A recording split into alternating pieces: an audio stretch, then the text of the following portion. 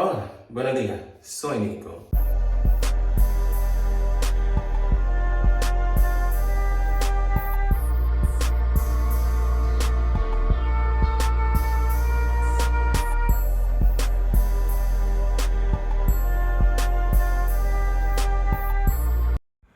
This message is for Gak Trizzy or Dingaling or whoever the fuck the struggling music artists want to be today. Bitch, you swear to God, you keep my name in your fucking mouth. You swear to God, I'm so sore. And you know where I live, but we don't know where you live because you're a homeless ass, Rolling Stone ass, wherever he laid his hat was his home ass bitch. Broke ass nigga, you getting fucked in your ass. Nigga, I done fucked you plenty of times and you still not capping a good $6,000 a month. Broke ass nigga. Fuck out of here. You're depressed. You're suicidal. You got a lot of other things to be worried about other than me, bitch. Go pop a Valium or a fucking Prozac, bitch. Like, are you dumb? Ho, go suck some more dick. Go get some more dick so you can afford a motherfucking bow and arrow so you can kill a wild boar so you can cook over firewood tonight, you homeless ass bitch. Ho, you live in the motherfucking wilderness, bitch. Your music is terrible. Nobody's buying it.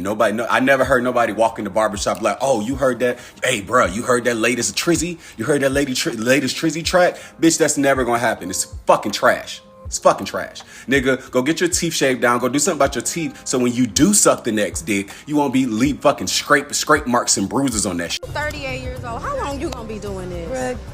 So today I am low energy. I just took some pre-workout to get my energy up for this video. So if you see me a little sluggish, just know that it's because I'm in LA again. So that means I'm like low on food and I'm doing a lot of cardio because I'm doing content things. But yes, so today we're here to talk about some tea. Nico, you don't seem too excited about it. It's because I actually wanted to come on here and talk about like the ins and outs of like adult performing and, you know, the industry and things people have been asking me about genuinely. But then this popped up on my timeline and I figured I'd address it because I can tie it into the greater message of mental health. Nico, because when I come on here, and talk about mental health with you guys, you kind of tune out because you're like, oh, that's real. And you know, it's not like shade or tea. So I understand. Some people just want the tea. But this time I can tie the tea into a after school message, if you will. So this tea starts off with Gak Trizzy. Nico, I do not associate with these people. I'm doing my best to pronounce their name. Gak Trizzy. And then Rell Savage, who is a Houston OnlyFans girl. She groped me before at a bar. That's the best that I know of her. But essentially, I'm assuming they got into it because Rell Savage ties into Xaddy Corvinus, however you pronounce it. It's like my fourth video with him in it. It circles around them. So Rell and Xaddy started doing Halloween themed scenes. Nico, they would go to Party City, they would get a mask, they would record in his apartment hallway, walking, stalking, and then hunching. So that's the theme they're putting out. People are getting back into themes in their adult cinematography. I personally think the budgets are not there with the costumes, but it's actually very novel. It's like when I watch the videos, I'm like, camp. It's giving, oh, this is camp, you know? So I see the vision, I see what you're trying to do. Point is, that's the best connection I can make to why this tea is happening, because Rell Savage is essentially talking shit and throwing shade. You can see that my energy is like not here in this moment. Basically, he's going off on Gak Trizzy on Instagram Live, and Gak basically said, you know, I got a page that was shading you suspended, and you're just mad at me because your ex-boyfriend allegedly gave you an STD, and you told Rolling Ray allegedly that he gave it to you, and now you're mad. And I'm just sitting here like, the fact that this is all circling around Bobby Light, I love you, purr, tells me that this isn't real. Nico, what do you mean? A lot of the ATL girls, a lot of the girls in that side of the industry, for example, when JD Blackstone and ATL Tay got into a fight with Rico Pruitt and all them, when they was in that little parking lot and they fought and somebody got tased. ATLT got tased, I remember that. I did a video on it way back in the day. He got tased, and a week later, another video of JD Blackstone and ATLT fighting leaked, and then another week later, they were collabing on OnlyFans, and ATLT was like deep in his guts. So I mean, there are people that keep their name in the limelight by being messy towards each other. So when this leaked and I found out that it was all being added to the Zeus Network fan accounts, I'm just sitting here like, this is some love and hip hop shit. Nico, what do you mean? A lot of those people have beef outside of their show just to keep word of mouth around them, just to keep people talking about their situation because they need the views on their show. So the fact that they're adding all of these Zeus Network pages while confronting each other is very transparent. So I know this is some faux shade, this is some like tea that is not properly mixed because it is all synthetic leaves, but after that, after you see how they're connected, Gak and Xaddy started going at it, and at a certain point, I didn't agree with it. So basically, it was Xaddy coming at Gak, calling him broke, saying that his music ain't never gonna go nowhere, saying that he got paid to get tickled in his super happy adult fun time cavern. I'm trying to be very PG about this. And then Gak basically said, you're just mad because you were a trick. You paid me because I told you. For oral collabs, you don't have to pay me. But if you're going in my booty hole, you gotta give me $200 to $400. So essentially, Xaddy said, okay, I'm gonna give you your $400, I'm gonna fly you out, and we're gonna make this scene. And basically he was saying, but you actually loved it, it wasn't about the money. And Gak had to tell him, if you look at those videos, you edited out the parts where you basically told me, can you moan? Can you make some noise? Can you make it look like you're actually interested? And I can actually see that. Nico, what do you mean? Gak Trizzy, the one that looks like a Chipotle bag. Nico, y'all know how I feel about tattoo placement. In every video where he is actually bottoming, this man is extremely uninterested. Like, this is the definition of gay for pay that I'm talking about. As in, he consistently says, I'm not gay.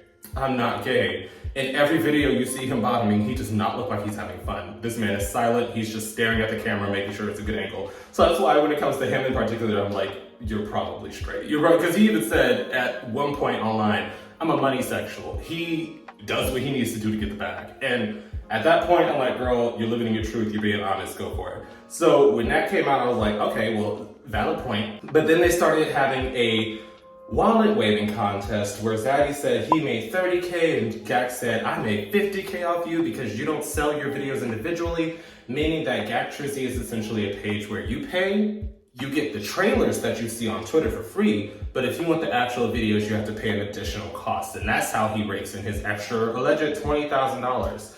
So they were going back and forth, but then Xaddy took it to his place that I didn't agree with, where he said, that's why you can't say certain words on YouTube.